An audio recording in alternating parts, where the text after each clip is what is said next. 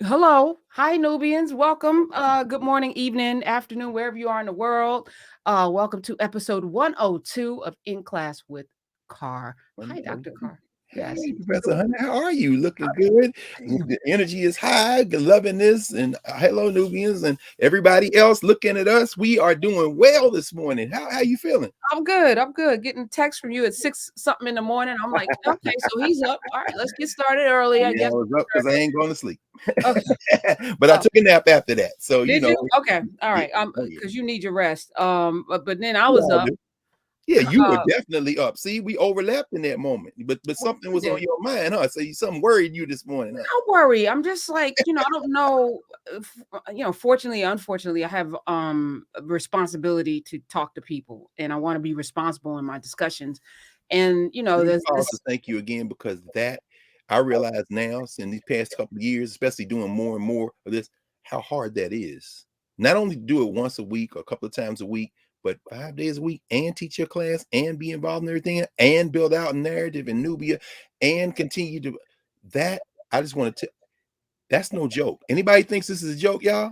Watch, or better yet, try a little of it. So I just want to say that well, to you I mean, publicly. both of us though, because we're semi-perfectionists, we're a little obsessive Yeah, in terms of making sure we get it right. a little Because bit. again, you don't want to ever lead anybody down the wrong path. And I said something this week because the Ukrainian situation is Yes. heating up. Putin's playing tic-tac-toe 3 in a row. Wet, he's playing all kind of games. He's double dutch. I'm in, I'm out. Ah, ha ha. Ah, You know. And I said on the getting his air, I'm rhythm. like, yeah, I'm like, we want to fight for democracy in a country where we don't have voting rights in America. Like, I don't know, Mm, black people, mm. we got a woman crying and a judge crying about giving time to somebody who took a life. And we're supposed to go over there and fight for what exactly? I'm like, I don't know this war, rumors of war. Should we, as global citizens, be involved in it? I mean, we're gonna get dragged in it. It's gonna impact us. They probably gonna attack the grid. We're probably not gonna have internet if something happens. I think China's just waiting for the Olympics to be over to be like, here, Putin, here's some help. I don't know what to think about it. And so I'm sitting here and how to talk about it in a way as a global citizen. Mm. D- what investment, if any, should we have in what's happening over there? Well, I mean, we're in it. Well, we're in it. I mean, we're in it by virtue of the fact of, simple two words, nuclear weapons. So the species has the ability to destroy itself now. So geopolitics completely shifts. And we should spend about maybe 15 seconds on what happened in Minnesota. Shout out to Judge Regina Chu, appointed by Jesse Ventura, then elected on her own, then reelected. Understand your tears. Understand the real angst. As you said, this woman didn't put her knee on Dante Wright's neck for for almost 9 minutes. I mean, she's much more efficient. So I understand her reticence, her sadness, because anytime you have to exact any type of punishment on your master, what it does is it creates a kind of cognitive dissonance. I mean, and so I understand. Yeah, Uh, but I was gonna play the clip, but I don't want to trigger myself. no, no, it's not. I mean, as I said, we've talked enough about it. We can go Yep. on No, I because, mean, but there were lies in the first sentence. of course, She didn't, like she didn't mean to do it. How do you know? First of all, because that's her master. She know her master didn't mean to do that. this, and every word out of the judge's mouth, including the tears, Yeah. I was like, everything centers anything but the humanity of that young man who lost his life that Well, day he because a wasn't human. woman, There's no humans involved. That's the whole right? point. Yeah, not human. That's the first lesson that Sister Chu's family learned when her people came to the United States. You can discard those people over there. They're not human. So it's all good. And if you want to be human, you probably need to distance yourself. In fact, get up on our level. We can't be me, but get close to me. So shout out to Judge Regina Chu. She did her job. She did her duty. The only thing we can do is control what we can control. Which means that, and by the way, and this is very important. I mean, last night I was in a conversation for a couple of hours with Jared Ball and Kalanji Changa over in their Black Power Media. They wanted to have a conversation on whether voting matters, and I did my best to communicate that it does. And of course, we had some disagreements, and that's fine. We should always have a robust debate, but we should always have a common frame of reference we're using.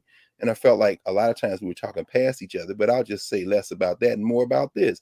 Regina Chu is an elected judge. If you don't like it, go get rid of her. I mean, let Kim Potter go and do her 2 years and then go and make her money on the lecture tour and get whatever she It has. already. I know her commissary is lit. Lit.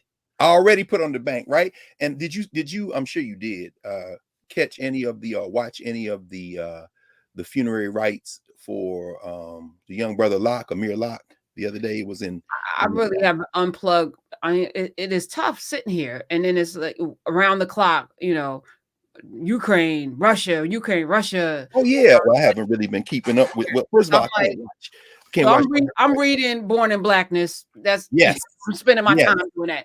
Yeah. Here's today's paper. In fact, it's New York Times. Biden says he's convinced Putin has decided to invade. But the New York Times is the paper of record for white nationalism in the United States and the global empire.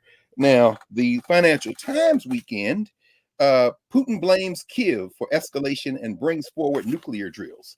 There's this magic word, nuclear. There you go. So, but you see the difference, right? The white nationalist, American white nationalist paper is is beating the drum for war, but that's what the New York Times does. The international finance paper is being a little more judicious in the sense because they got to worry about how the markets are going to react. And I imagine what's also moving through your mind right now is not just the cosplay of us versus them, because there is no us, there is no we, in terms of the United States and Russia or the Ukraine, but also the big, so far kind of quiet presence or not presence of China. And they're not quiet. They're in the Olympics that they are, Which is proxy, like sports, like politics is just a proxy for warfare.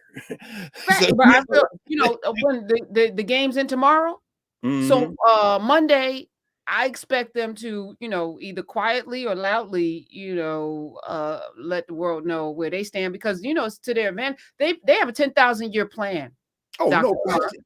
In So fact, this I don't know if did you talk to Howard? Howard's deep work is on China too. I brought up. So let me just thank all of the Nubians who joined us yesterday Yes. for our discussion with Howard French. But he was on my show and he brought up Mansa Musa, Mhm. who I've known since I was in my 20s. And I've always kind of parroted the richest man in the world, black man. Went across. I always thought he was Arab. First of all, I always thought he was Arab. Well, he But had a Muslim name. right. But he was black, Yeah, and he's on of the course. cover of Howard French's book. Yeah, there he is. But In yes. fact, it's on display. We talked about that. Born in Black. There he is with that gold. White people were obsessed with Mansa Musa, obsessed with him. Anyway, if you're in DC, I think you all know we talked about that months ago. That exhibit ends the end of this month at the National Museum of African Art, which is the Caravans of Gold. In fact, keep talking. I'm gonna go get the catalog because I want y'all to see it So again. I brought Howard because we're building out our library Yes. of you should knows, and so I wanted to make sure that we at least captured Mansa Musa, who was pivotal in awakening Europe to the power of the continent of Africa, Yeah. and it I'm not blaming him, but because of the wild, vast way in which he lavished gold across from Mali all the way to Egypt and stabilize gold single-handedly. That's right. Portuguese were like, wait a minute, there's gold in them. There are hills. There's gold in them down here. And the We need Portugal, to go. Yeah. then the backwater called Europe. This is the cover. Caravans of gold, fragments in time, art, culture, and exchange across medieval Saharan Africa. There's the blow up of Mansa Musa there. And of course, they knew the difference between black people and white people. So it's very clear. Here's the map of the world at the time. You see where the societies are. You see, and of course, at this just this part of Africa that we're looking at here, the United States could fit twice. And so you see there in Europe, look at all those societies and civilizations in Europe that are wait. Oh, None. yeah. Just where Spain and Portugal are, the so-called Iberian Peninsula. They got a little activity going on here. But as Howard talks about in his book, Born in Blackness, Africa creates Europe. That part of Western Eurasia is a backwater. They had nothing to trade. Nobody wanted anything from up there. Whatever little they had, much of it came from the Muslims who had been up there by then for several centuries. and many centuries. In fact, this is another companion volume. This is actually a book called Sahel, Art and Empires on the Shores of the Sahara. The which Sahel. It's gold, y'all. which is why there's a crossover in many words in Islam and Yeah. Spanish Oh, no because question. No because question. of the Islamic influence on Spain, not the other way around. That's right. That's right. In fact, let me look at this here. You see, these are the trade routes in Africa. You see that there? Look at that. Look at that. And then they extend going east all the way across. Now, it's fascinating because what you'll then see, and I'm not going to do, we got plenty of time to do this as we continue to build, but I just want to maybe if I can find one other map to illustrate what we're talking. Here we go.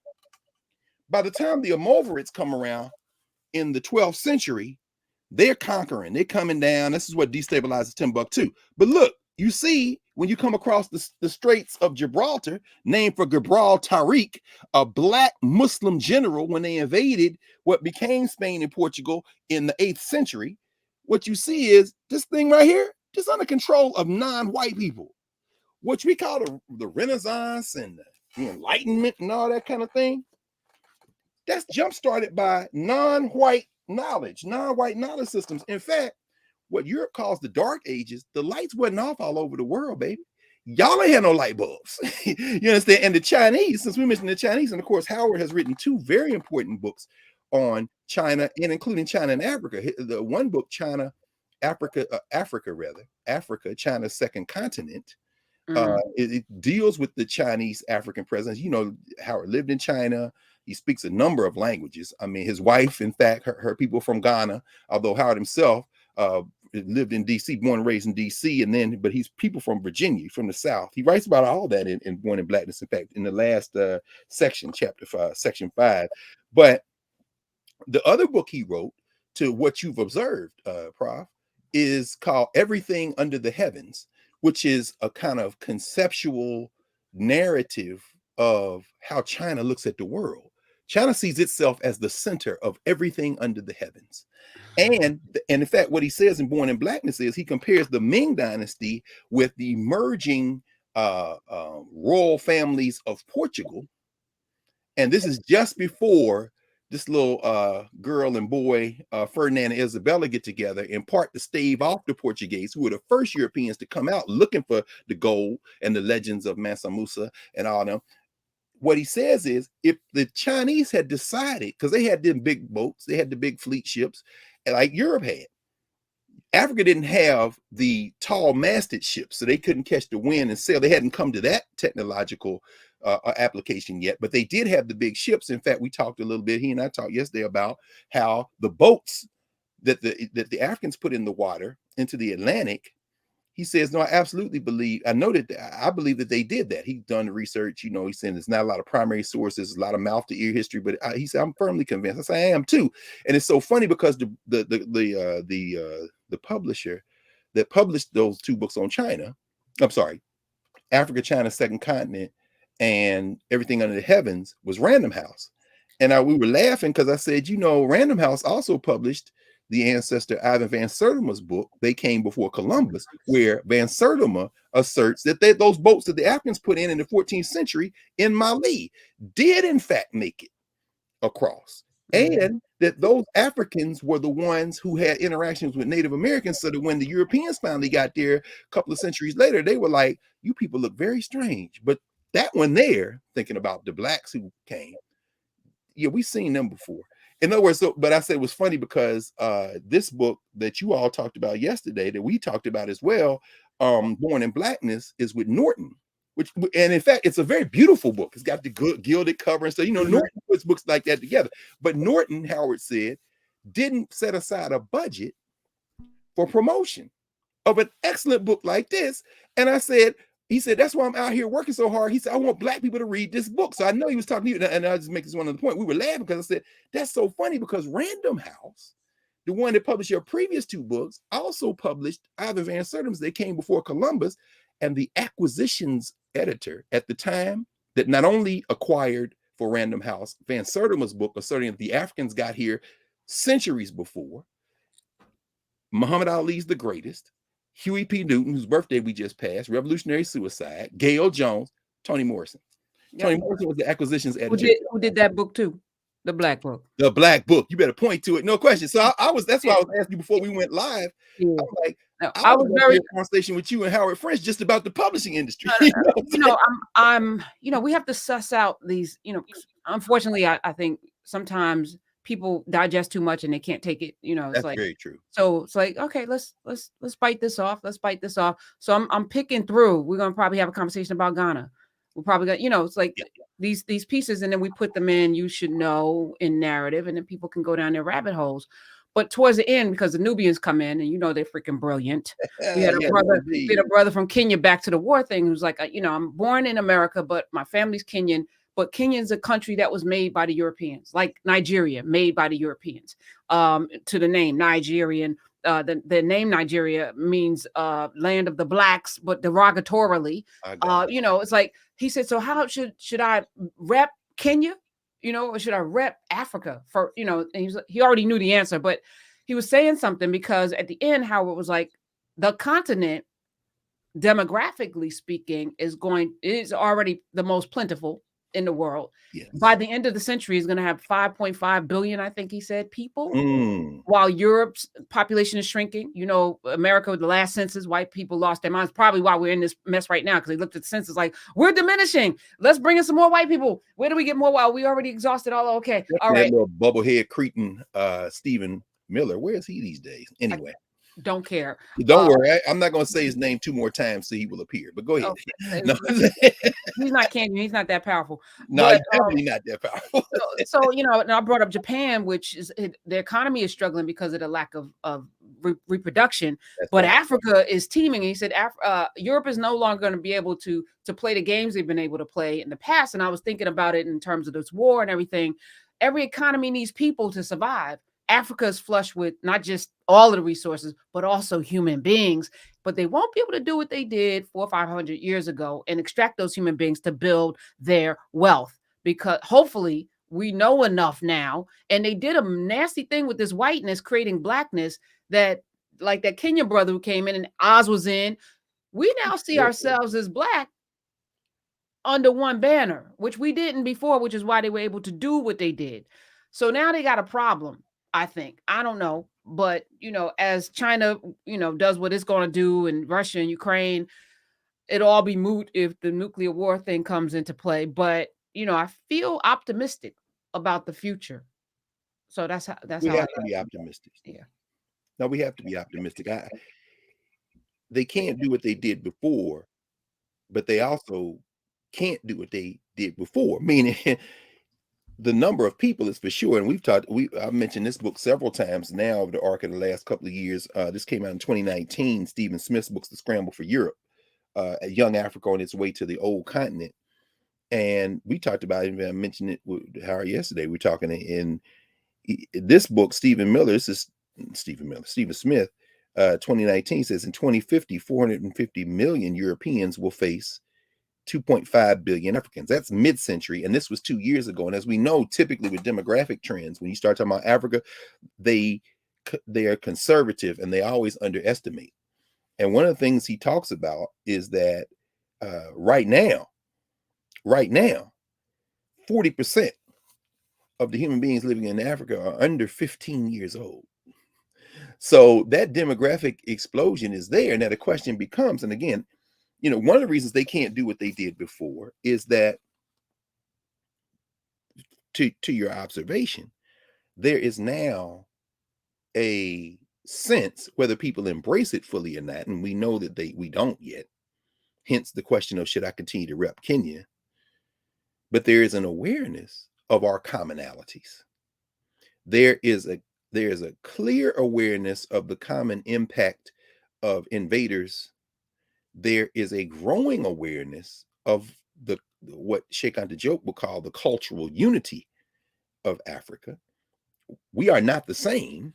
No group of humans are the same, even within the groups culturally.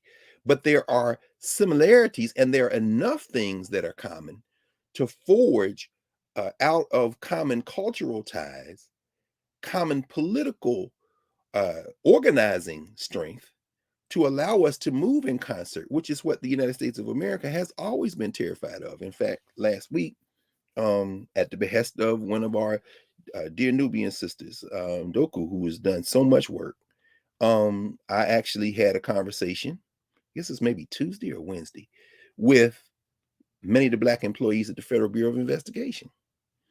And we talked about, what it means to be Black at the FBI. And of course, I'm not going to shy away from conversations. So we talked about how Black people got to the FBI, which of course everybody Black at the FBI knows. Those first agents were hired, not even special agents. It took a great deal of time before they made them formally. We talked about that last summer. We talked about United States versus Billie Holiday. But they were hired because they couldn't send white people into these Black communities to spy on them and to disrupt them. So, whether it be the Garvey movement, and by the way, if you haven't signed the petition or gone to the White House website and gone under the petition and say exonerate Marcus Garvey, we got to get to 100,000 in the next couple of weeks. We got to do it before the end of the month. Dr. Julius Garvey will be on my show on Monday again. Oh, excellent! Just see everything working in divine order. Yeah, Doc, he gonna bring it home. And of course, if everybody who listens to you does that and passes it on, we're done that day.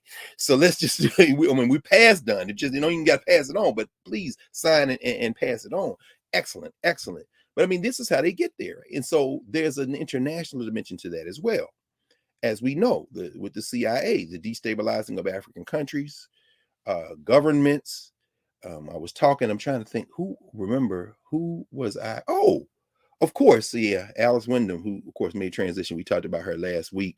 Her right is Monday, the 21st, in St. Louis, and today is the 19th. Yep, February 19th. 1965, Malcolm X is assassinated at the Audubon Ballroom.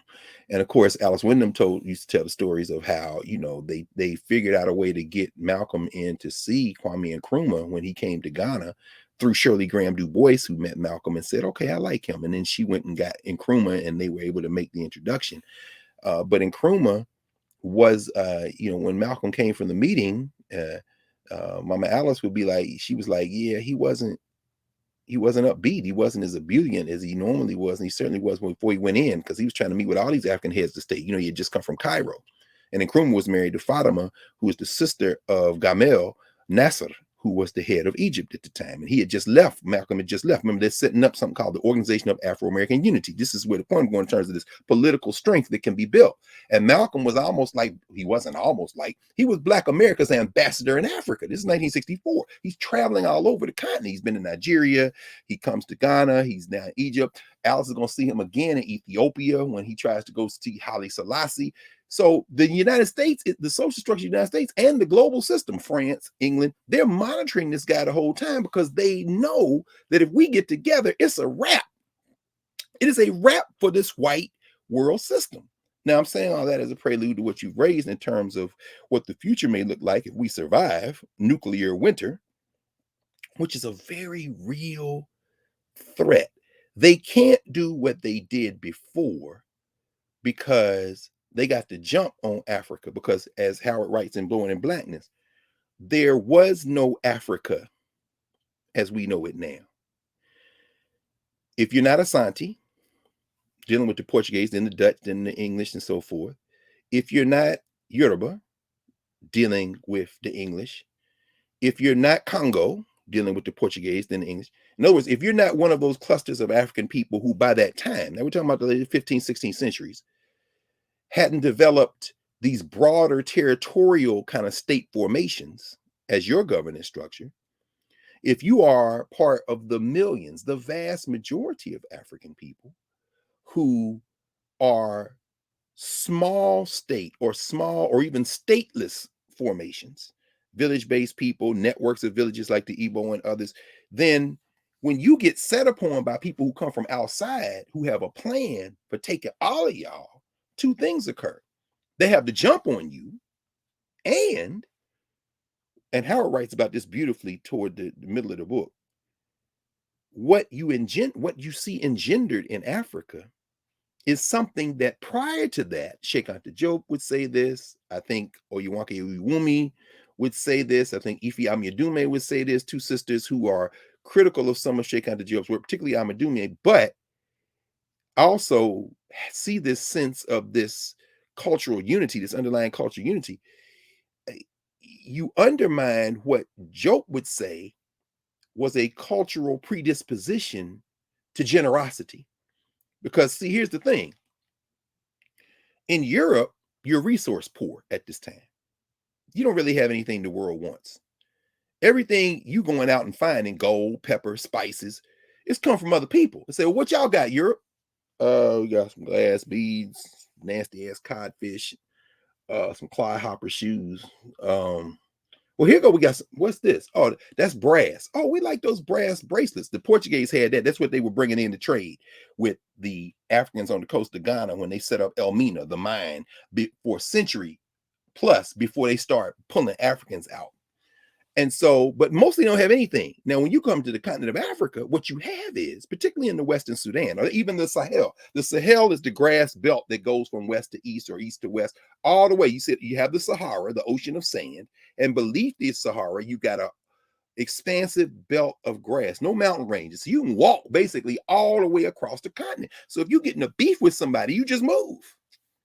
If you ain't got to wait to fight them, you just move. And even then, conflicts are not as regular as they are in Europe because they crowded up land poor, resource poor, people poor. Those are the three categories John Henry Clark used to talk about. He said Europe was land poor, resource poor, and people poor. So they looking to get out and look for something, right? But what happens in on the continent, and Howard writes about this, and he's in the tradition of all these writers, all these teachers who have been talking about this now for a very long time.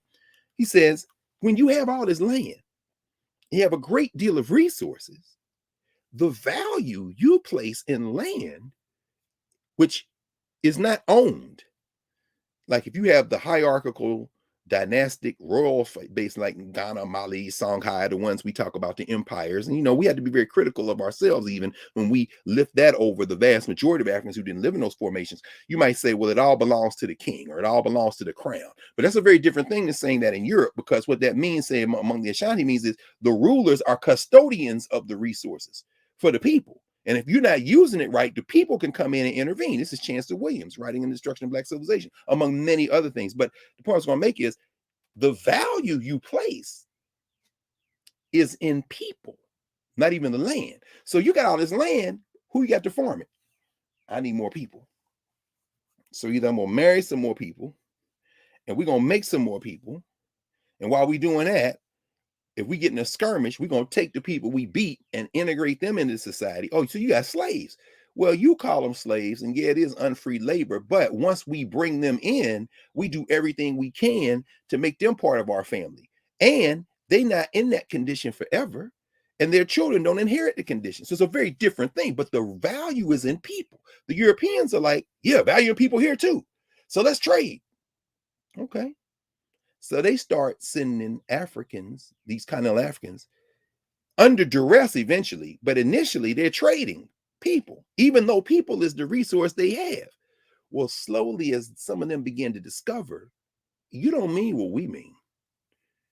They pull back, they try to pull back, but by then it's too late, because that second thing, as I said, that Sheikh Job would say, undermine the culture unity, is once you embed with the Portuguese, with the Spanish, with the French, with the Dutch, with the English, once you're in bed with them, and they begin to exert this pressure on you, we're talking about this in the context of war, which I think we should get into deeply next week. We can talk very specific about Ukraine and China and Russia and the United States and all this cosplay stuff that if you read the newspapers or watch television and news here, you will have no idea what's going on.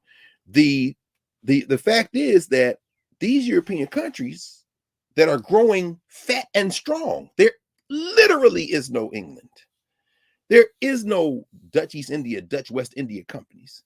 There's certainly no Portugal and Spain without Africa, because this is allowing them, from the precious metals, gold and stuff, to then they come across the Atlantic and set up the plantation system that they experimented on the islands of West Africa, which means now you move from gold to sugar, coffee, caffeine, sugar, coffee, sent to England, increasing the caloric intake of the workers, enabling them to work longer days to sustain themselves. And then eventually you get to the wool factories, and then you get, boom, the Industrial Revolution. And as Howard mentions in this book, you get the coffee shop. Where did the coffee shop come from? They had coffee and sugar, and they were sitting there drinking it, and somebody decided that they're going to make a shop for them to do that. And while they were sitting there drinking and talking, they understood, they talking about the news of the day. Let me grab some paper and start writing some stuff down. The birth of the newspaper. Yes, ladies and gentlemen, Africa. The point is that while all that's going on in Africa, this is the thing that's being corroded and undermined, tying it all to the brother from Kenya who asked the question yesterday. What's being undermined is the culture of generosity. I don't want no beef. I'd rather just go over here than beef with you. But now it's like when you see a stranger, you ready to put your hands on me? Who are your people? Who are your family? This question of suspicion. So that becomes a retardant. It retards development, because one other thing Howard points out, which is very interesting, he says, let's do a thought exercise. Imagine what Africa would have what would have happened on the continent of Africa. It's 1/5 of the world's land mass. It's going to have most of the people, more people in Africa than anywhere, right? What would have happened in Africa had state formation taken a natural course of continued sustained, I hate to use the word development because we assume that more is better than less, but let's say development. Because the states in Europe developed through conflict. They're land poor, resource poor, people poor, jammed in that little part of Western Eurasia, and they beefing with each other. That's basically the modern world system. 30 years war, 100 years war, 7 years war, French Revolution, English Revolution, boom, boom, boom, World War I, World War II, boom, boom, boom, Ukraine and Russia. But what the hell? Y'all always fighting. The Egyptians say these people fight since the time of Horus. Meaning what? The people who don't have resources fight all the time over resources. This is what Du Bois writes in 1915 in Atlantic Monthly when he writes The African Roots of the War. What y'all calling World War I? It's a fight over resources. Most of them resources in Africa. They always fighting over empire. This is what Howard's writing about. They're fighting over empire. All these beefs. You call it the 7 Years' War or the 30 Years' War or the 100 Years' War in Europe, and then they take the beef over the Atlantic, and we learn it in kindergarten is the damn French and Indian War. It's war. They fight each other. No, they didn't have wars in Africa. Yeah, they had wars in Africa. They had a-holes in Africa. They had all kind of crazy stuff in Africa that we need to think about. But what they didn't have were the standing armies beat your ass fights in Europe. And what they didn't have was this culture of mutual suspicion where you frisk somebody when you run up on them, and y'all been doing that since the Romans. That's called a handshake. You frisking somebody. You ain't got nothing in your hand, do you? I want y'all to think about that, because in this cultural notion of extending your hand, that ain't extending your hand in friendship. I'm frisking you. Contrast that with the Africans. Bring it in. Meaning I'm hugging you. I ain't trying to frisk you. And the Romans is like this, bruh. They gonna feel all up on your forearm shit. You gotta be clear, you ain't got a rock. And in fact, Howard, it's so funny. Come on back here, because one of the things he writes about in Born in Blackness, I love it. He says, when the Portuguese came and they first encountered the Africans, they took them to one of the local rulers. And he says the white man extended his hand. The black man took his hand, grabbed his hand, and snapped the finger on the hand. I said, don't y'all know we never stopped being Africans? This is like the 16th century. I never thought about that. All of the things we do. I'm gonna share something with you. So yesterday, in my class, my journalism class, Yeah. And Domati, shout out to Domati Pongo, Ghanaian brother who works for MTV News. He came, he was the special guest in my class yesterday. But before he got there, I was grading papers live in class, and one of the students described somebody as, beautiful and brilliant and whatever. I said, no, you have to show, not tell. What does beautiful look like? What is beautiful? Because beautiful to me could be different from beautiful to you, just like age. I wouldn't describe somebody as old or young. You give their age, because to a 70-year-old, a 90-year-old is old, maybe to most of us, but to a 90-year-old, a 70-year-old is young, Right. to 30-year-old, a 15-year-old is young, but to a 10-year-old, a 15-year-old is old. So you don't say old, young, you don't say beautiful, whatever. So I went around the class and I have this is one of my most diverse classes ever. And I asked them who's sexy to them. Right. So first, I was like, all right, people said it's Paul Rudd. I ain't get a vote in that. So Oh, I'm Ant-Man? Yeah, okay. yeah, I'm like, they on some bull crap. So I went around the room and I have students from everywhere. And we have a white woman who is monitoring my class. She's auditing, and she's in her 60s or something. Okay. She said Idris Elba, and I was like, okay, all right, I'll accept it. I'll accept. So I get to there's a girl from China, and she said, I don't know. I think her American name, because she was saying her name in Chinese and Cantonese. I think she's Oh, Mandarin. okay. She said Marilyn Monroe. Mm-hmm. And I said, what? She said, yeah, all Chinese, Marilyn Monroe is the epitome of sexy. We don't think of ourselves as sexy. We don't think of ourselves as sexy, our bodies. And I was Right. bugging. I was like, you can't name me one Chinese person that you think. She said Marilyn Monroe. And I thought about the exploitation, of even how we see things. Like, we don't even think about, why do we think this person's good looking or beautiful? Why is this the standard of beauty? This is what's foisted upon. I'm like, they exported that all the way to mainland China. That's crazy to Oh, me. of course. That's why they closed China. Oh my God. I'm like, you don't That's even why I'm like. telling them, saying we gotta have a cultural revolution because the British went over there. Can you imagine Great Britain thinking they could take over China? But of course, that's the mentality. And when you say they can't do it again, they can't do it again for any number of factors. As you were talking, I thought about this. This is something Aikwe Arma and his collective at Per Ankh published called Srikiyana Aina on Love Sublime, a multilingual translation of an ancient African love poem. It's from ancient Egypt. By multilingual, they take the hieroglyphs from ancient Egypt. Hey, look, y'all, because Dr. Beatty started his Meta Nature class. And look, we could do this in Nubia. Those of you not yet in Nubia, this is where y'all need to come on over the narrative, because this is the thing we can get into. They then do the transliteration. This is a team. It takes a team. So the transliteration here is Waru Nwenewu Ta Simiket Ib It. Then they translate from the ancient Egyptian hieroglyphs to the transliteration to Akan. Now, if Ghana. you're in Ghana, you speak to Bambara, to English on Love Sublime. That's where you see to French, Hausa, Kikongo, Kiswahili, Portuguese, Pular. Everybody can read Wolof, Yoruba, and Isisulu. Meaning what? The language of Africa, the ancient languages, one of the oldest languages in the world, if not the oldest language, is an African language. And they begin to translate it in African languages. And for those of us who were colonized, you translate it into some of the European languages. But I'm bringing all that up to say this. When you read it, what you'll find is that Black people have always loved, watch this. Mm. Okay, here we go. Gaba set hecher ishit nebu. Nebu means gold. The English translation, her arms put gold to shame. These ancient Egyptians. Then it says, Jebeses mi shishinwu. Her fingers are like the lotus. In other words, you're going, now watch this. Lord have mercy. Look at these Negroes. Bidesh, Piawi, Merorit set, Hiri Eb. Rounded her behind, delicate Mm. her waist. Her thighs extend her beauty. These Egyptian, elegant her motion as she glides on earth. She won my heart with her embrace.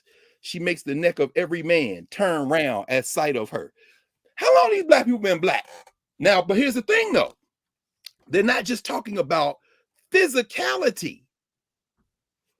Now they're talking about character. Here's the sister talking about the brother she loves. Redief Che E Kite. He's made sickness seize hold of me. If there's a cure for this, I don't want it. I don't want it. Look, Diana Ross, that ain't new. Love Hangover. This right here is 4,500 years ago. He's made sickness seize hold of me. Goes on. And yet he lives close to my mother's house. But I cannot go visit him. As for my mother, she's no doubt wise to warn me. Give up the idea. Don't think of seeing him. See, it tears my heart just to think of him. I'm ravished by love of him. Little does he know how I yearn to embrace him, or he would send to my mother, oh, my brother, I'm your promised one, destined by the gold goddess of women. Come to me. Let me see your beauty. My mother and father would be overjoyed. Pause. Oh, Shakespeare, bruh, love your language. You elevated English. Learned a lot from you. Will continue to learn a lot from you. I don't find you boring at all. I think you're fascinating, but we need you to go stand over in the corner while we talk to our ancestors without interpreters. Why? Because you fell in love with the cat, and if he knew I loved him this much, he would come to me. Oh, no, that's what you do in Europe. He would come to my mother and father. So I'm the one that's been sent by the goddess, and my mother and father will be overjoyed. Meaning what? There's a protocol. Sexy hold is that book up. here, but Hold that book sexy's up. in context. Yes, ma'am. Hold that book up again, Oh, please. yes, yes. On Love Sublime. Okay. And I only brought it up because I never knew that the handshake was a frisk until today. And I'm like, what else did they give us that we just do and we don't even think about it? Right. Like, thank you. Right. You know, Well, they gave us the having, handshake, and we converted it back into an embrace. yes, yes. Because y'all not going, what you're not going to do is take our culture from us completely. You tried, but we figured out ways to preserve it. And of course, now again, you know, those of you who not in there, y'all better get on up on the level. Why? Because we got Dr. Mario Beatty, who is the finest American student of Theophilo Benga, finest African born in America, who is in conversation with Aikwe Arma and the Per Ankh people who, and imagine this, if you can learn the hieroglyphs, and I assure you can, we've taught it to children. I'm talking about babies, like 2, 3 years old. In fact, they got another book per aunt called Hieroglyphs for Babies. Beatty can teach it. I've seen him teach it 3, 4 year olds because you know at that age they pick up everything quick. If you learn the hieroglyphs and you already speak Swahili or Igbo, you already speak Yoruba, then you're on the team doing that translation.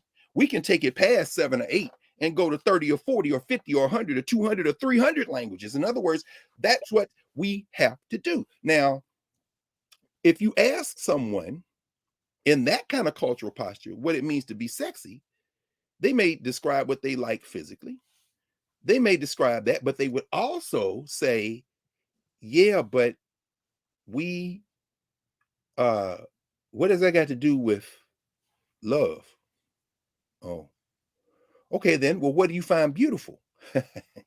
Okay, well, that's not just physical, because if you read this, they'll start describing character traits. Here's the thing: one of the words in ancient Egyptian, um, love is mer, M-R. We saw it in there, meru, Mary, rather, love, beloved. Right? Mary Carre, beloved is the heart of Ra, or the soul of Ra. Mary Carre. That was one of the names of Hatshepsut, the pharaoh, the sister who was pharaoh, one of the sisters who was pharaohs over the year, one of the pharaohs over the years. But Mer is, you see the picture. It's a picture of a backhoe. Let me see. I only have pencils here now. I don't have pens, so I might not be able to get a good. I think I can get a good glyph here. I'm just going to draw a quick, and I'll draw you the the. All right, here we go. Not a good picture, but it's close enough. Mer, almost like a Star Trek thing. I'm sorry. It's a backhoe. You grab it and you break up the ground. Mer is the transliteration. Put an E in so you can sound it out. Love. That's what that means. Well, what do you do with a backhoe? What does a farmer do with a backhoe? Break up the ground. No question. You're working. You're laboring. To love someone isn't how they look. It's what they do. Mm. So, I mean, the whole idea then Right. that love in this society is based on physical attraction, not just the ancient Egyptians, Africans everywhere would be like, you're going to be in trouble. In fact, that would probably be the suspicion the sister is talking about here, where she say, if my mama knew, it would be a problem. Why? Because she's going to assume that's chemical, biological. So now if you knew, and if you got the character, then you come to my mama and them Mm. and let them feel your spirit and then say, I'm overjoyed. Okay, I thought it was just you was attracted to the man booty or his face or whatever, like the hair, the nose, but I realize now it's the character. This is the people say ain't no African culture. Okay, fine. Thank you, because I've never met the person who understood and researched everything in the world, but since you're so hot to say there's no African culture, let's go test it. Come on. I wish we had this conversation yesterday because I was just doing that demonstration to prove that everybody has a different vision of what is beauty. And that's true. Right. But this takes it to a whole other level when we bring in character and everything. Oh, I guess we did just play for past Valentine's Day, right? So Y- that's good that we having this conversation because Black Love Day was the day before. Io Handy here in DC started that Black Love Day. So that's good. It's good to have this conversation today. I'm sorry. Go ahead. No. I'm thankful. I'm thankful. Yeah, Go ahead, me too. go back because I'm sorry I interrupted. I was just mind blown about the handshake and the frisking and how the exportation of all of these weird things that we just do and don't think about with which is why this space is so important to be mindful. You know, you Yes. got me reading the monk who made transition about mindfulness. You know, Yeah. we have to be mindful about why we do all of the things and whether colonization and you know indoctrination is part of the habits that we have, even how we interact with one another. Has that been foisted upon us, how we treat each other? The Of course. disrespect that some of us have, is that part of the plan? Like, are we doing this out of naturalness or because it's been Mm, planted in us to be suspicious of one another, to treat men and women differently, or to, it's like I I'm think just grateful. Thank you. no, me too. Thank you. No, thank you. As I said, we're building this. We're all building it collectively, and Saturdays have come to be a very special convening. And so I'm deeply grateful to you for even, especially for making this space, because this isn't the first time we've had these conversations. This isn't the only place we have these conversations. But one of the challenges we have is the question of being able to see and communicate with each other. Yesterday, I was fortunate, very happy, in fact, thrilled for the first time since this sickness hit us, this virus, to get down to and be in community with the my young cats at the Carter G. Woodson Institute learning community at Dunbar High School. And my sister Nubia Greenwood Rogers, who is the leader of that crew of faculty, and with the faculty there and with the students.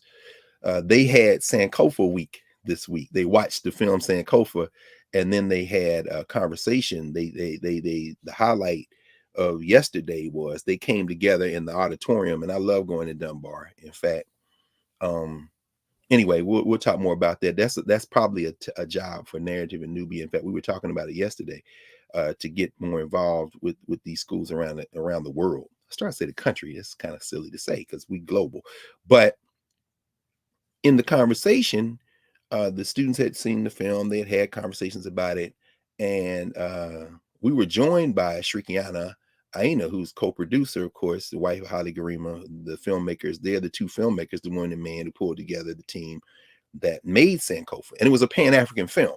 She was telling the students about how when they were in Ghana filming, that the cats who brought the camera equipment, who were operating the camera equipment, they were from Burkina Faso. Some of the grips and other folk, they spoke French.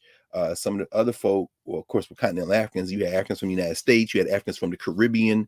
You had Africans from Europe. They all converged on there. And the young people were like, well, they were asking her questions about funding and resources and this kind of thing. And she said, it's completely Black. Everything was Black. She said, we were down as a finalist for the big film festival in Berlin. Everybody thought we were going to win. They had this big write-up. And we went to the international film festivals. It's like the major one. We didn't win, but they had all these European distributors who wanted to distribute the film. Not one American distributor. It's 1993. And so I asked the students, I said, why do you think that Miss Aina couldn't get and Baba Garima couldn't get distributor? I said, were there any Black movies distributed in 1993 in the United States? Yeah. Okay, so y'all not old enough to remember them. So what kind of movies were coming out in the 90s? Oh, Booty Call, not Straight Outta Compton, Boys in the Hood. I guess that's a little bit earlier. Yeah, they picked the movies they want you to see. Sankofa had to be distributed in Black communities. And I said, I can tell you all because, I remember when I saw it, I first saw it in Indianapolis at the Indianapolis Black Expo. They were going from city to city. And I said, this big, and Dunbar has the new Dunbar building has a beautiful auditorium. I said, an auditorium like this that might seat 500-600 people. I said, if it was being screened here, not only would every seat here be filled, there'd be at least this many people outside trying to get in. They'd have to keep adding shows. That's what happened, because black people in Detroit and LA, black people in Oakland and Philly, black people in New York and Atlanta, man, the network went into action because it's a film on resistance. And I bring all that up to say that that conversation I'm relating to you right now, if some of you all are thinking, man, I wish I could have been there. The point is that because we have this now, and because we have different interlocking dimensions of it now, we have the capacity to enhance that. And that's what platform is about. Because right now, and this is what we were talking about yesterday, we were both talking about, all three of us, all of us, in fact, because the faculty joined us, and it was just a beautiful conversation. And I'm deeply grateful always to the educators, always, and especially at Dunbar. I mean, that's my heart. We were talking about that. But the whole point of that conversation is this. And Srikiyana told him that. She said, you see those things y'all got in your hands? Those cell phones? So we didn't have those. She said, that could be a good thing. Because y'all, and then she explained the difference between 16 millimeter film, 70 millimeter film, how you edit a film, and then you send it off a process and they return you with the reel with all the edits. Now it's a single thing. I mean, and how much money that costs, and how you had to raise money, how they were raising money, and how the black people funded this film, which means you got to get it as you go. You got to get it as you go. And she said, but now y'all got these phones. And she said, how many of y'all are filmmakers? A few people put their hands up. I said, look at these young people. And then the sister sitting next to me, one of the teachers, said, they all be on Instagram. I said, does Insta story count, Shri? We like, I don't know. They all doing Insta stories and TikTok videos. And say, but the problem is they're all doing that. Meaning what? How do you discern between one and the million others that got uploaded since we started having this conversation a few minutes ago? And that's where being able to break through the noise is critical. Your years of platform building with people who hear your voice every day, add it to a platform where people can see these conversations every day, add it to a platform which is deliberately curated and built where we can have that space to work and think and grow together, and then from that develop things and break through the rest of the noise, and more people come. That can only be accomplished through a deep love for black people, and it's not a romantic love. Even the word romantic, I mean, you know, I'm not even gonna get into that. Romance.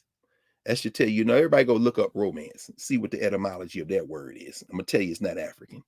Anyway, or Asian, or indigenous, or Western Hemisphere, or Arabic. You know what I'm saying? But the point is that that's not based in the type of thing that is oriented around what something else or somebody else can do for me, but what I can do for somebody else. The thing that would have somebody approach the community of somebody they think they're falling in love with, and demonstrate to that community what you can do for them. Because, you know, families get married in Africa. The idea of eloping, yeah, you say that for Shakespeare. But you keep pushing that because the West will often have you think that love and romance is an individual concern. And so, taking it all the way back to the beginning, a few minutes ago when we started talking, and you woke up this morning, I think probably as all of us did, somewhere in our mind or spirits, but you woke up with the front of your mind because you're constantly in dialogue and constantly having to engage this world on a very different level with that little three-letter word on your mind, war. And then, you realize that when Marvin Gaye says, war is not the answer, for only love can conquer hate. He not talking about romantic love. He talking about this kind of love. Labor. You got to fight for that, and not fight with your fists. Fight with the generosity of spirit. We've got to find a way to bring some loving here today. Oh, picket lines and picket signs don't punish me with brutality. He's like, talk to me so you can see, yeah, what's going on. And we talked about that when he releases that album, The Vietnam War. Tell me what's going on. I'll tell you what's going on. What Marvin Gaye is saying is that you don't stop conflict by not talking. And I ain't talking about this bullshit diplomacy, because they want to fight. They've been fighting since the time of Horus. This is what the Egyptians would say about the Val Amu. Them people who came out the desert who ain't got nothing, which means they think they ain't got nothing to lose, and you trying to feed them, and every time you feed them, they plotting on how to take the rest of your stuff. Yeah, Mansa Musa. This is very nice. This gold, very nice. Now, where do you get this gold from? You can see the wheels spinning in these funky Portuguese. Where do they get the gold from? I mean, this is a nice thing, and we gave you, but where do you get the go? Show me where you get the go. Meanwhile, you signaling back now. You get the guns ready. I don't nobody even know what y'all doing, man. Y'all some nasty people in the world. But guess what? War is not the answer. So we're gonna try to fix y'all, even as we are putting ourselves in harm's way. But here's where coming back again to this question of what was raised in the conversation that the Nubians were having with Howard French yesterday. We live in a world where we have been knocked off of what might have emerged naturally in places in the world that didn't come from cultures that oriented the question of conquest, the question of empire building. Because we've been knocked off that and holding on by our fingernails often to a different set of cultural commitments and frameworks that were drawn into that mess called the modern world system, part of our challenge is creating space where we can be quiet enough for us to think. That's what narrative in Nubia is. It's a place where we can be very deliberate. And then as we move into the places where people haven't been able to take the time or haven't chosen to take the time, often really haven't had the time to think, we then invite them into that other space at their pace. So when we turn this loose into the universe and people see it and they sample it and they think about it, or they'll pause it and write down a book title or write down something they thought about, that is the process of building community, because there is no such thing as community, black, white, or polka dot. You have to build it. You have to build it. And so, thinking about that today in the context of, something I got to do a little bit later today. Today is this. Yesterday and today marks the 17th. The 17th Jacob Carruthers conference in Chicago. Of course, it's going to be virtual. So, if it weren't virtual, I would more likely than not be in Chicago today. But again, COVID has created a space where we've done this now 102 times. And we're going to keep doing it. And now we have narrative in Nubia where we just stretch out, and by the way, Nubians, we know that Monday night is our final week on W.E.B. Du Bois, The Souls of Black Folk.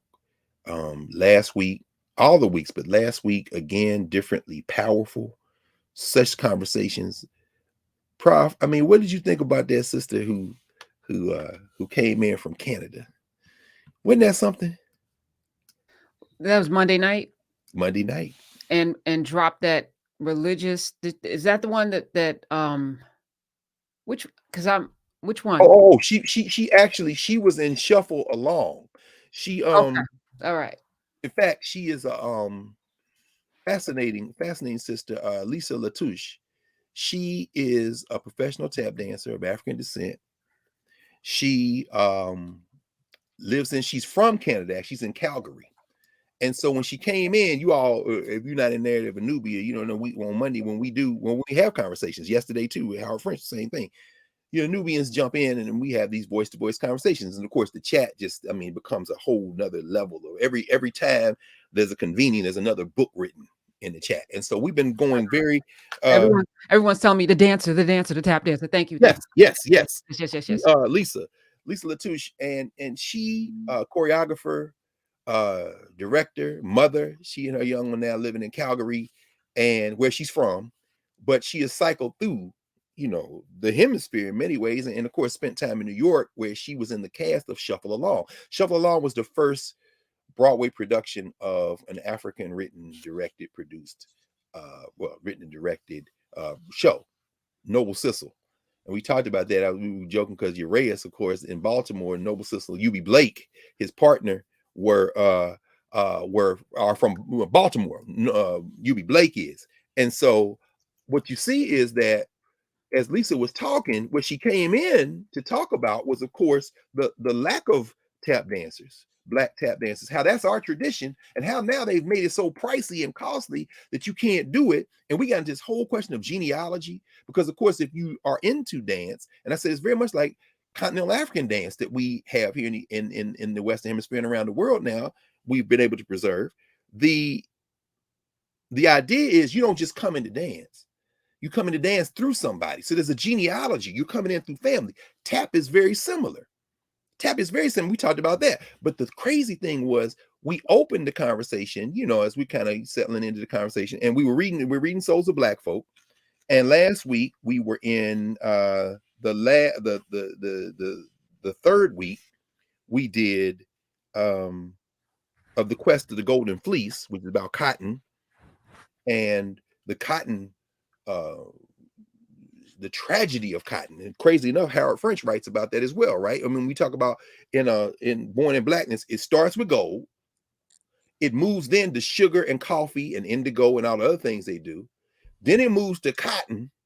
I'm sorry, starts with gold, moves to people, moves to sugar. Cotton and other commodities they got people doing. Cotton then begins to overwhelm. And then, of course, you get into the you're in the 19th century. Then you come into this period where the Europeans have lost their Western colonies, and now they over there in Europe fighting each other over the remaining empire they tried to build, whether it be China, whether it be the continent of Africa. And then you come into the 21st century.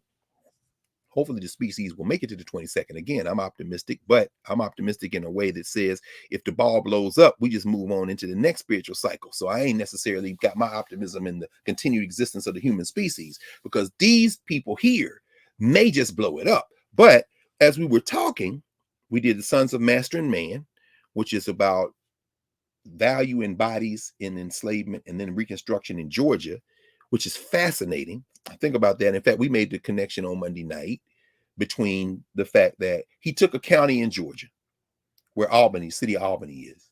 And what Du Bois said, using the Atlanta University studies that we've been talking about, he says, he basically writes this chapter based on the Atlanta University studies. Several of them, in fact, are like that. On the Faith of the Fathers, chapter 10 is from that.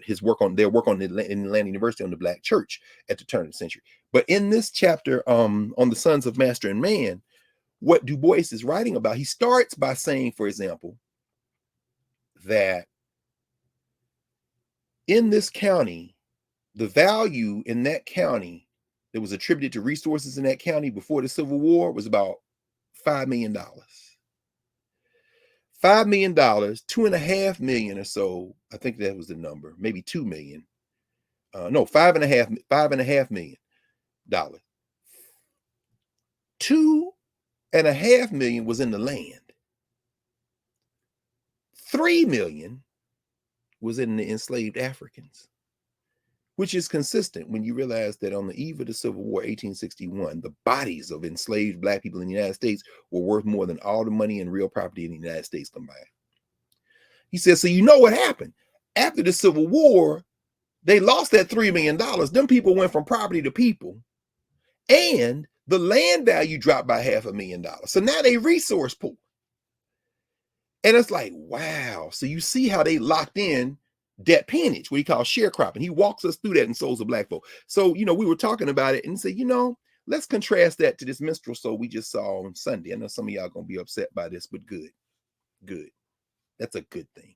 Okay, when I leave here, I got to go to the Carruthers conference. And one of the things we're going to talk about at the Carruthers conference, when I talk about Baba Jedi Shemshu Jehudi, the one who speaks as a follower of Jehudi, and I'm trained by Jacob Carruthers. And one of the things he talks about is he in fact, that's why I pulled one of my editions of Sundiata, the 3 Mandinka version, where you got 3 different Jollies telling the story of Sundiata. I'm talking about genealogy, but 2 of them start there telling the story of Mali by saying, this is me. This is who I was trained by. This is who he was trained by. This is who he was trained by. This is who in other words, African memory is very much a genealogy. It ain't just busted in because you want to know something. No, you got to come in with somebody, whether it be trap tradition, African dance tradition, historical tradition, intellectual tradition. And so if you're upset about what I'm about to say, it's okay, because the person that trained me, Jacob Carruthers, was also the inventor, to my knowledge, of something that his wife Ife, his community, the Kemetic Institute, where he did his practice, and so many others, they refer to as black football. So if you watch two football teams playing, you really don't care who wins until you do the sweep of who's there. So if one got a black coach, that's your team. Okay, no, you start with the quarterback. See, they from a different era. Black quarterback, I'm with them. Black quarterback, okay, they both got black quarterbacks. Okay, one of them got a black coach. Okay, let me see. Positions coaches, how many? You looking for black football? So of course, nobody been watching the Super Bowl anyway yesterday, but last week. But we talked about that on Monday as it relates to Du Bois, Souls of Black folk, saying when black people freed themselves in the context of the Civil War, all that value disappeared, which means these white boys gonna try to come back and capture some of that value in black bodies. And as I watched those Negroes parade in a clip I saw in social media, parading across that Super Bowl stage in prison outfits with them souped up lowrider cars in front and bouncing around on the stage, two things came to mind. That psalm that Frederick Douglass quotes in What to the Slave is the 4th of July, they that carried us off captive required of us a song.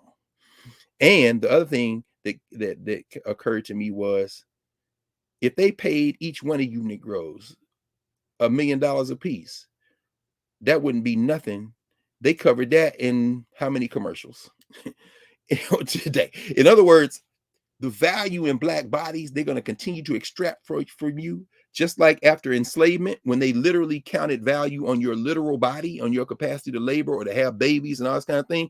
After the war was over, they immediately tried to figure out how to retain value. And guess what? In 2022, you're dancing, Negroes.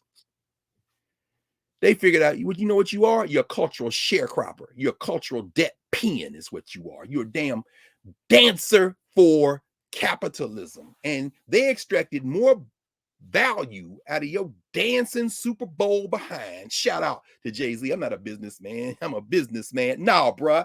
You ain't a businessman. Empire is businessman. Now you go handle your business. Damn. Because guess what? You still count your dollars, which means you ain't even in the game. And the point is that they extracted more value out of y'all than they got out of your ancestors who were enslaved. Your bodies were worth more to them people who decided, you know what, they ain't gonna do nothing to us. We got scared for about 15 minutes 2 summers ago. Well, we're past that. So they're gonna watch, they're gonna buy, they're gonna talk. Why should we respect them? And so when a brother from Kenya asked Howard French, should I think of myself as Kenyan? I don't have any problem with people embracing their country if they're African or the Caribbean. If you want to embrace the United States of America, that's on you too. That's on you too. But that doesn't preclude you from embracing African people worldwide, because Putin and Biden, they part of the same squad. They're going to have some internal beefs, but trust, that's posturing. That's posturing. They sharp elbowing each other, but ultimately they will form like Voltron if in another part of the world something that they have a mutual interest in emerges. And if you want to see, well, anyway, I'm not gonna get too deep in there. We'll talk about that next week. We will try to disaggregate a lot of this stuff. But when war was on your mind this morning, Professor Hunter, I think war, that little 3-letter word, which is a kind of point of entry to human relations, not just to human relations, but to relations in the cosmos, relations in nature, becomes a lens. And we'll talk more about this next week, because we'll be one step closer to war, or maybe we won't be here or whatever. But it'll give people time to really, maybe read up and do some work on their own, and then we'll come back and have this conversation. But we're always at war. We're always at war. One of the things that I don't think I have it right here. I had to pull it because I'm going to talk about it today, and I don't know what I did with it. Oh, here it is. Here it is. I've mentioned this book before, but one of the things I'm going to draw from in talking about Dr. Carruthers Day is his 1999 book, Intellectual Warfare. This is a very important work, Jacob Carruthers' Intellectual Warfare. He, as Asa Hilliard said about him, he had the ability to render valid problem definitions, and he was able to communicate difficult and complex concepts in a way that people could grasp them. He would attribute part of that ability to his family, to his teachers, and to an elder that he met who became one of his jegnas, the great John Henry Clark. And I would attribute my desire to acquire that kind of and practice that kind of ability to John Henry Clark as well, and also to Jacob Carruthers and Anderson Thompson and the rest of them. So in me using war as a metaphor this morning and us having this conversation, I think for me, that's a point of entry for us to continue as we've gone week by week to rethink human social relations while standing in this vast foundation of Africana ways of knowing, cultural meaning making, movement and memory.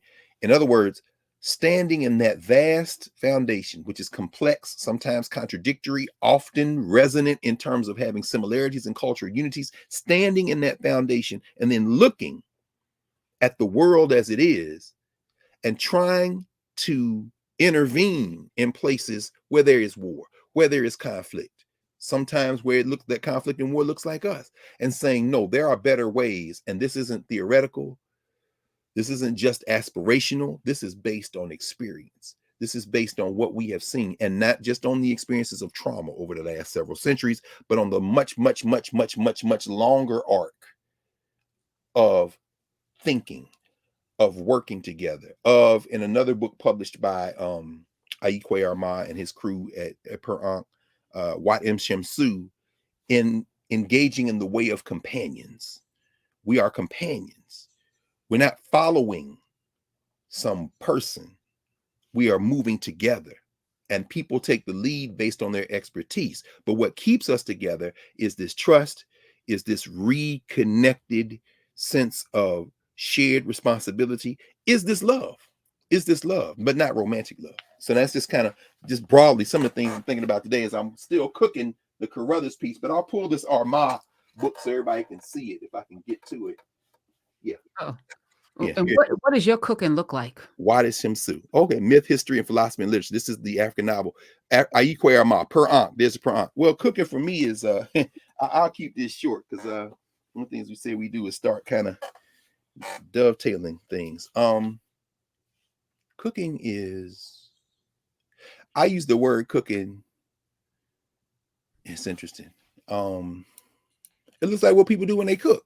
The first thing you do, if you want to mess some up, you probably need to focus, right? Even a thing you've done 1,000 times.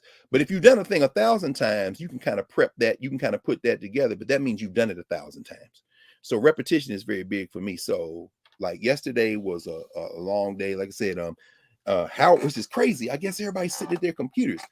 When Brother French came into Nubia, we had just left each other because we did about an hour conversation on Born in Blackness.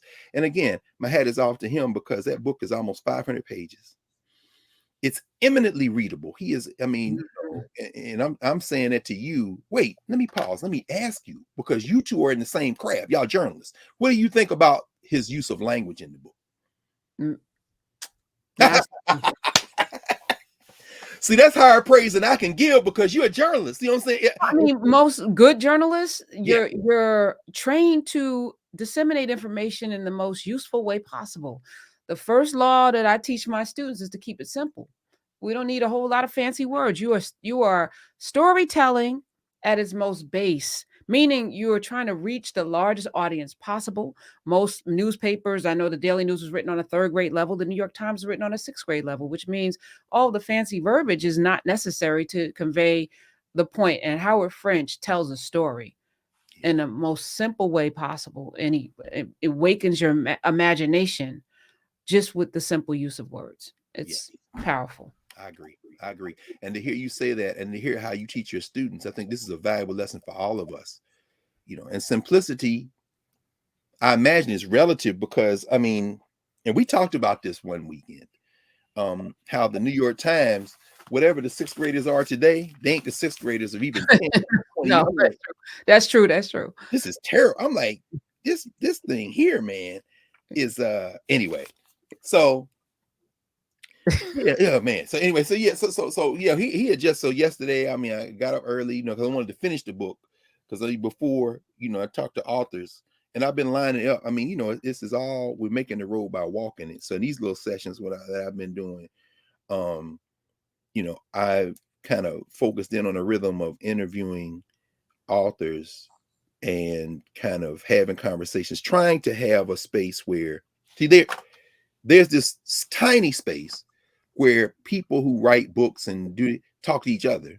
Yes. And then on the other end of the spectrum, as you know, there is this, as far as I'm concerned, absolutely worthless space where people are, I just said that. Well, I'm not this, but I didn't bet. Yeah. This little space over here got 3 viewers, and this space over here got 3 billion viewers. And so the question is not to find a center point, but to get rid of that space. But in order to get rid of that space, that's not something you can do in a day or a weekend or 2 or 3 years. So I don't know how you. You read all of the books, and I read none of the books. So That's not true. You reading this book? All right. Yeah, I do. So I'm that's not, look out them books behind you. Don't do that. I'm not telling the absolute truth. But in this case, when I first interviewed Howard French, and I told him this, I didn't read his book because my methodology is I want you to convince me to go get it. Oh, interesting. So I'm coming in as a complete, like everybody else. I haven't read your book. I don't know. I may know what it's about. I may have read the back jacket. I know, of course, I know who you are. But for me I want to know, you convince me to buy your book. So I'm going to go tip, and I'm curious. So I'm going to ask questions about you. What led you to this? Why are you doing it? What is it that we're supposed to get from this? And if you do a good enough job, then I'm going to go get the book. And that's what happened with Howard French. So when he came on, I hadn't read the book. He said that one thing about Mansa Musa. And I was like, I got to get the book to read. And I was just going to read that chapter because that's, but then I ended up, I was like, I can't. Then I had to go back to the beginning and then come all the way through because it was so well done. Yes. But yeah. So, but you're going to read the whole book and then come. Clay Kane prepares that way too. He's going to read everything and then watch all of the interviews. I come in as a person that is ignorant. I know nothing. And I want to leave this space with us, knowing more, and then being intrigued enough to go purchase your book. I respect that. In fact, you allow, while you could do it any kind of way you want, including the way Clay does it or I do it, you choose in some ways to do that.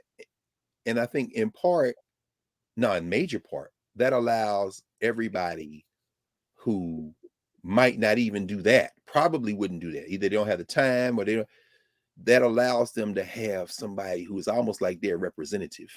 That's how I feel. That's exactly how I feel. Yeah, you're their representative for sure. No question. And that's what allows us to build community. Again, the end goal is to build community. I mean, and I'm kind of joking about the, not really, menstrual end of the spectrum, but I understand that's the lowest common denominator because there's a joy, there's an ability to share one's perspective and passion that doesn't require preparation in a certain way that's attractive to. And so I get that. There's no accountability. As you're talking, Right. I'm trying to be the bridge between those two. Mm-hmm.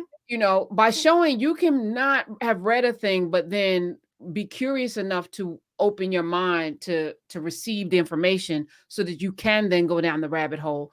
But what's happening out there is they have no intention. Even the people that talk about what's his name, Robert Greene, and the Prince that they've never read. They've never read that 13th century hard ass literature. But they talk about it, whether we're talking about the Italians or the people on the streets, as if it's, something that they've read and they haven't read it, but they got a lot of opinions on it. I'm not going to give my opinion on something that I haven't read, which is why I ask questions, because I don't have an opinion yet. Right. All right. So you giving me information. I'm going to go now, follow up, and then I'm going to come back, which is what we did yesterday with bringing Howard French in. But you're right. I mean, how do we get off the appetite for that nonsense that is rooted in absolutely no foundation, no knowledge, nothing, just opinions of people. I call it off people's dingleberries because that's really got to think to it too. And really challenge ourselves and hold ourselves accountable to like what we digest. Why are you listening to people who don't read anything, don't know anything, don't even ask the right questions? They got whole ass videos and not dissertations because that requires scholarship. They write things with no knowledge of anything, and you digest that. Well, we've been curated to do it. right? I mean, we've been curated to do it. I mean, in the sense that, you know, and it's something interesting. And again, this beautiful language. What um French writes in the end of this chapter, which we were laughing about this yesterday. I said, bruh, come on, man. Chapter 14 is Mm. entitled For a Few Acres of Snow. Now, thinking about our sister Lisa, who, by the way, I should tie a bow on that. What we ended up in that conversation, which started about, you know, value and labor and souls of Black folk. Lisa Latouche led us on not only a history of Black tap dancers, but the sister led us to the door of entering the Nubia space and pulling together that network so that she and her colleagues, as the brother in Toronto she mentioned as well, they've been doing this work, can jailbreak that access. That's why we build institutions, and that's part of what we're talking about right now. So anyway, I just wanted to mention that. But Thank you. uh thinking about um where she was coming into the office hour space from in Nubia on Monday night. She was in Calgary. She's in Canada. She's from Canada. She's moved back up there. And she says then COVID hit. So I've been seeing all the stuff in the United States from the other side, but y'all been following in the social structure media this whole thing about these truckers and anti-vaxxers. She said, oh yeah, and a bunch of them got Confederate flags. I see Confederate flags in my neighborhood. Confederate flags in Canada, y'all. Which, of course, because that is a transnational symbol of white nationalism and hatred. You understand? But I'm laughing because chapter 14 of French's book, Born in Blackness, I said, bro, you a few acres of snow. That's what I think it was Voltaire writing about the French colony, which becomes a French and English colonies. That's what they referred to collectively. It's what he referred to Canada as. In other words, you can't have no plantations. You can't work these Black people to death. I mean, in other words, this ain't the Caribbean. This ain't even North America. It ain't Latin America. What is Canada? A few acres of snow. In other words, the whole idea, even Canada developed as a quote unquote first nation because you dispossessed the Aboriginals and you still in the afterglow of empire, Black labor. When people say Black people built the modern world, you need to read Born in Blackness. But anyway, I'm going to point out this point as you raise to what we can do and what we should do. French writes, borrowing the famous notion of the American sociologist and political science Charles Tilly, that, quote, war makes states, end quote. I, meaning Howard, would propose extending this thought further while placing greater emphasis on competition among Europeans outside of the continent itself. The growing capacity of the state in this era was precisely a function of violent interstate competition, because they teach us in school, oh, they were traders and mercantile. No, these people was at each other's throats. Let me start that sentence again. He says the growing capacity of the state in this era, the modern era, was precisely a function of violent interstate competition in Europe over empire. And above all, in the Atlantic world, which began, as we have seen, in places like the seas off Elmina in the late 15th century. Elmina, the Mayan Ghana, Portuguese fort. Why do I raise that in terms of the answer to this question? What do? We got rolled on. Africans were not perfect, not a bunch of angels in Africa. They were human, but culturally they were distinct, even among each other, but certainly between Africa and Europe. Before Africa could continue along its path of natural human development, it was interrupted by some people who were desperate. And here we are having this conversation in English several centuries later, trying to group. I won't even say regroup, because regroup presumes we were grouped before and we weren't. Enter Jacob Carruthers, who we can do 5 minutes on in terms of a you should know, and as an answer to a beginning answer to something we've been trying to answer now for 2 years, which is how do it free us and how do we move collectively? Carruthers was born on the 15th of February, 1930 in near Dallas, Texas. Grew up in a little all-Black town near there. He made transition in 2004 in Chicago. Brilliant brother, one of the first African Americans to master the study of Egyptian hieroglyphs, a member of the Kemetic Institute, a very important figure. In fact, I'll quote his favorite quote, which was from a sister in Oklahoma, Drusilla Dungy Houston, who wrote a book called Wonderful Ethiopians, of the ancient Kushite Empire. She and her brother Roscoe was the publisher of a black newspaper in Oklahoma. And when she wrote that book, on the opening pages, she says, "Lift up your heads, downtrodden and discouraged Ethiopians." She's talking to all of us. "And listen to this marvelous story told of your ancestors who brought mightily for mankind and built the foundations of a civilization true and square in days of old." That's how she opens up the story she's going to tell of ancient Africa, the wonderful Ethiopians of the ancient Kushite Empire. I think it was 1926 in Oklahoma, this black woman. That's one of Jacob Carruthers' favorite quotes. But in the Carruthers conference later on today, I'm going to talk about, I think, the subject, and this is where the cooking comes in as a way to answer your question. I'm still cooking that presentation because every day this week I was slammed from morning to night and then deep into the night. So I'm making a few notes here and there. So now I'm pulling it all together. And the title is The Intellectual Warfare of Jacob Carruthers, taking it from the book, Genealogies, Contexts, and the State of the War. Every year at our Association for the Study of Classical African Civilizations conference, Jacob Carruthers would give, in addition to his other remarks, what he would call the State of the War report. In other words, this is where we are in terms of what we need to intervene in and the work we need to do to help our people, to help, humanity ultimately, but to help our people. And so I think what we continue to do in this space, and it's building all the time. If you're hearing this and not in, you need to think about what you want to do, because we are moving and building, and not just because there are no life rafts.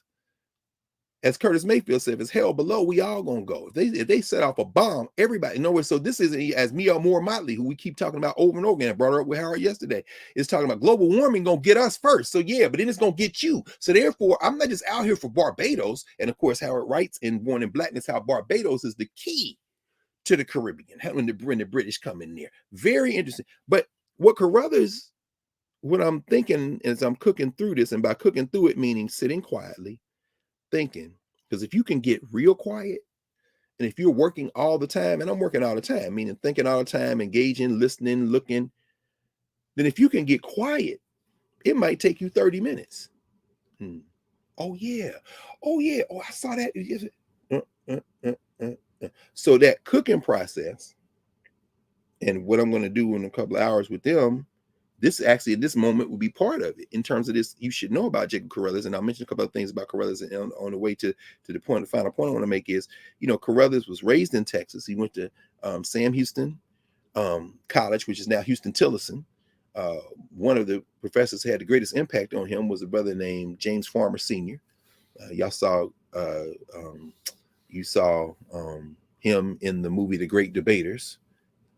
He was played by Forrest Whitaker. That's a real person. His son, James Farmer Sr., the youngest guy on the debate team in the movie The Great Debaters, grew up to be James Farmer Jr., leader of the Congress of Racial Equality, one of the quote-unquote Big Six with King and, Dorothy Height and Roy Wilkins and Whitney Young and them. But at any rate, he went on, eventually got a PhD from the University of Colorado in political science, the first African-American to do that. It's a distinction, but he wasn't really tripping on that. He taught at several HBCUs, Texas Southern. He taught at Prairie View. He ended up in Chicago, where he spent decades and made transition ultimately at the Center for Inner City Studies, which is now named the Jacob Carruthers Center for Inner City Studies, Northeastern Illinois, the university on the south side of Chicago, Extension Center. And he was one of the founders of the Kemetic Institute. Now, I could talk a lot more about Carruthers, and I think I will. We'll talk more about him. We'll do an extended You Should Know over in narrative about that. Now, but the reason I'm bringing it up is part of the answer to the question you raised: how should we move? What should we do in terms of doing this work? We're already doing it, but Carruthers used to, when he would get up and give public lectures, and I'm focusing particularly on a lecture he gave in October the 7th, 1998. At the Oberia Dempsey Center. Those of you who are New Yorkers know that 120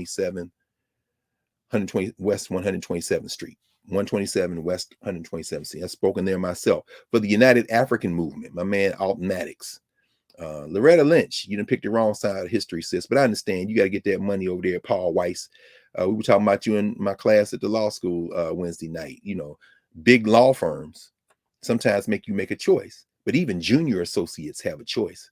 and you are senior associate. You used to be attorney general, so which means that you're not defending these people simply because the law firm decided to defend the NFL. And Paul Weiss, one of them white shoe big money law firms in the United States, you doing this because you decided it was better for you to do it than to turn it down. So we know which side you're on, sis. But best of luck to Brian Flores and his lawyers, because they gotta have to fight the NFL. The Dolphins have their own lawyers. The minority owner of the Dolphin has a different owner or lawyer than the majority owner, because if they get the majority owner, the minority owner has right of first refusal to buy the stock. So he got his own lawyer.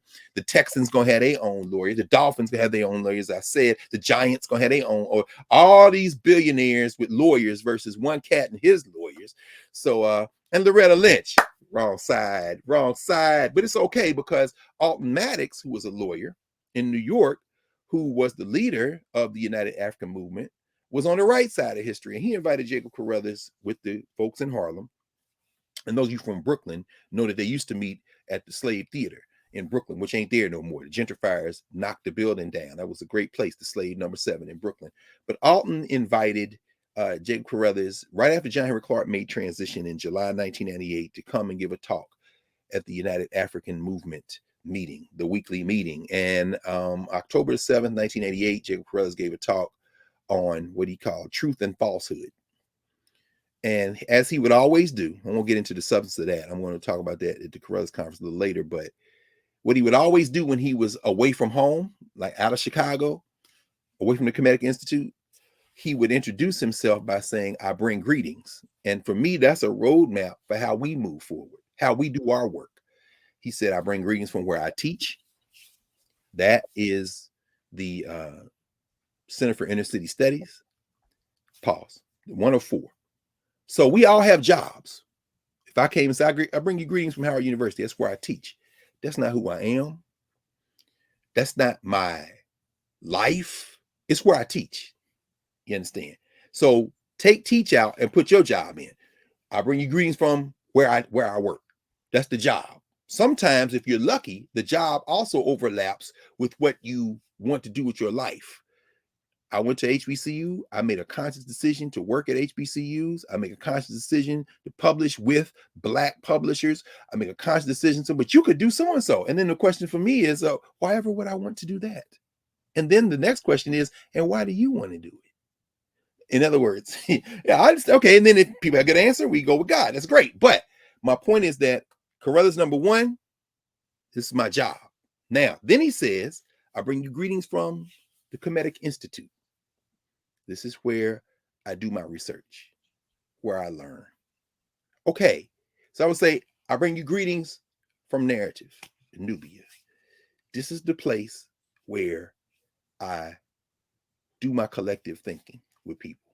When I tell y'all, man, Howard French, born in Blackness, New York Times bestseller, everybody, but Howard French is in Nubia having a conversation with folk who are in Nubia.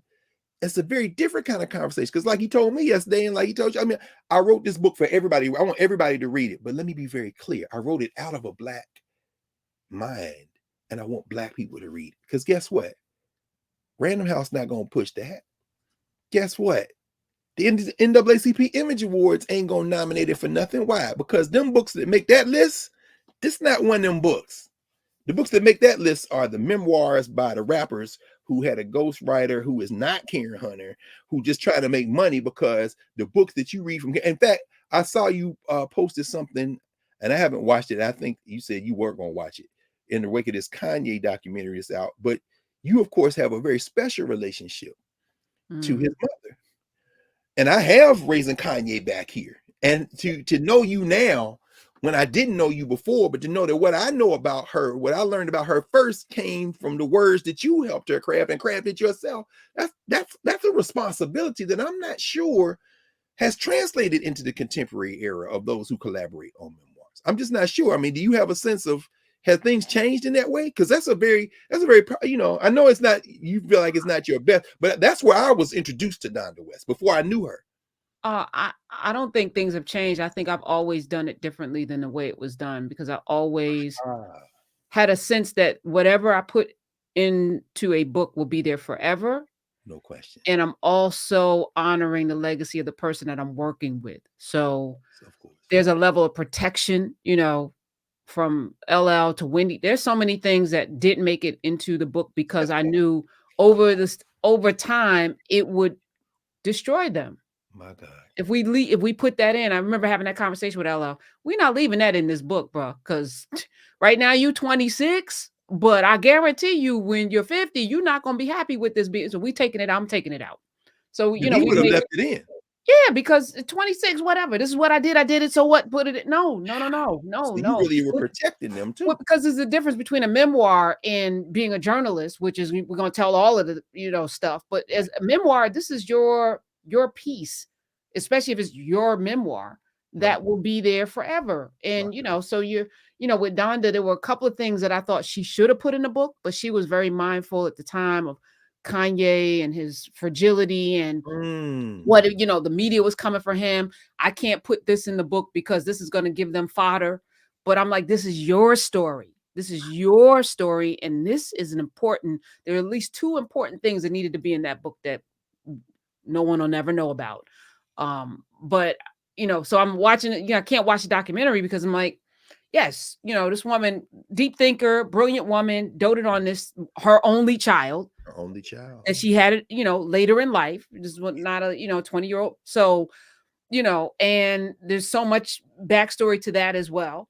So Mm. there was a doting on him in a way that I feel, with her not being here, Mm-hmm. there's an addling effect, or kind of a lost, because he always had her to go to, no matter what, How about no that? matter how crazy it looked, no matter what he did or said, there was always a place to go to where you knew, first of all, she knows you, but also she's gonna always put your best foot forward, That's even right. if your foot is, got fungus on it. She's always gonna do that. I mean, even to her death, which is what was really sad, having that conversation with her before she went to the hospital. I'm like, why are you doing this? Why? Because when the camera pans, they need to see a fly mother. Like that was her impetus for going in to get all, like he's fly, I need to be fly. And I don't feel fly, on the sidelines when that camera pans over. All right, enough of that. Okay. No, not at all, because that ties in perfectly. What for someone who was a professor of African American studies, who was grounded, this is not a critique of her at all. In fact, it seems like that is out of that love she had for her son, that desire. But you just see how that can commingle, that love, that natural, that necessary, that important, that grounding love, as a in the Sebait, as the Egyptians would call it, the wisdom teaching that is affixed to the bottom of the portrait of my mother that you all got for me, and for us, for our family. When you stand with the blessings of your mother and God, it matters not who stands against you, from the Yoruba people. um you understand, but then you put yourself in harm's way unnecessarily, in part because a social structure has curated a sense of what beauty means, what flyness means, that is absolutely not at all related to anything that we would attribute to Africana meaning making. I mean, who you came out of your But womb with. isn't that the schizophrenia that this culture that we're in almost forces us into? We all live in a double consciousness on some level. That's right. This forward facing, like what society thinks of us, what, on TikTok, social media, whatever, versus Hmm. who we are as African people, that sense of community and love. The most comforting space that I have right now is being in Nubia, being in conversation Yes. with you on a Yes. regular basis, because I don't worry about, Senyata on Sundays or what. You're not worried about how like Nubians come and ask you a question. Some people may be moisturizing their hair, they got their grandbabies with them, or You they gotta love it. Yes. yesterday, Howard French, we had a little kid, his name was Case. I think he was 5 years old, who his mother was trying to ask a question. He kept trying to, I'm like, bring him in. Don't leave him out. He wants to be a part of this. My And God. it, there's this there's no, like, we got to put on airs for acceptance because we're accepted. That's right. Period. So she was kind of, feeding his dream because this is what he wanted. at the same time, it's like she knows. She was in the back of a paddy wagon with her parents being arrested. You Yes. know what I'm saying? She Yes. took her son to China. Like she understood the power of the knowledge that she, and she taught it. She was a professor. Right. But then there's that drug of like, that fame drug, that fame drug where, and then it's the media. And it's like, okay, so I have to navigate because I don't want them, saying, oh, I'm old or whatever. So I'm still kind of like battling the thing that matters not at all. None of that matters. Not at all. I just told you, Ray, like, don't bring us stuff that I don't want to focus on anything that anybody's saying about us or doing, because we are focused. So who Oh no, cares? that's hilarious. No question. Who Yeah, cares what anybody's got to say about what they ain't doing who it. If cares? you Who ain't here cares? doing it, you're not in here building a brick. I could give a damn what you think about what we're doing right now. If That's you're right. not a part of building this, sit your ass down somewhere, because it What really doesn't matter. that's why I think it again with the Oh shoot, what did I just do? Okay, no, I'm we trying to good. get you solo No, that's layup. cool. We good. No, we good. Go ahead, go ahead. Those four things that Carruthers always introduced whenever he would be in public, where he teaches. It's his job. We have a job. We have our jobs. Hopefully they overlap. Where we do our research and learning and studying together, and we have that in Nubia. I mean, so much more, obviously, in narrative. And then the other two categories, he would say, greetings from the temple for the African community of the city of Chicago, the community of Chicago. He said that's where I worship.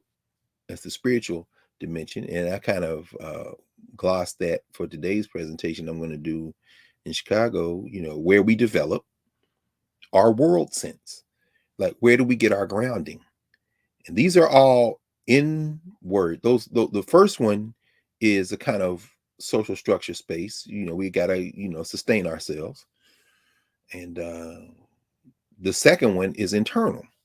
The third one is internal, where we study and learn together and share together, and where we develop our world sense, our sense of who we are in the world and the thing that feeds us. And as you said that, of course, I feel the same way. This is how we feel.